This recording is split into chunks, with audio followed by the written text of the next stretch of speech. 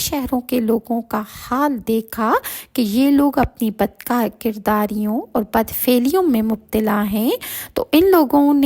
لوگوں کے ساتھ اپنی عورتوں کی شادی بیاہ کرنے بالکل موقوف کر دیے۔ اس واسطے اللہ تعالیٰ نے اہل صدوم کو ان پر فضیلت دی اور ان کو نجات بخشی، اور اس شہرستان کے باشندوں میں لاکھوں آدمی بڑے ہیکل اور جنگی تھے، سب کے سب ہلاک کر دیے گئے۔ الغرض وہ فرشتے جو اللہ تعالیٰ کی طرف سے عذاب الہی لے کر آئے تھے،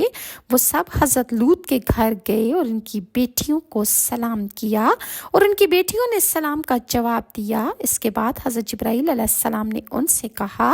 کہ کوئی آدمی اس شہر میں ایسا ہے کہ ہم مسافروں کو آج کی رات مہمان رکھے اور اپنے ہاں ہمیں کھانا کھلائے،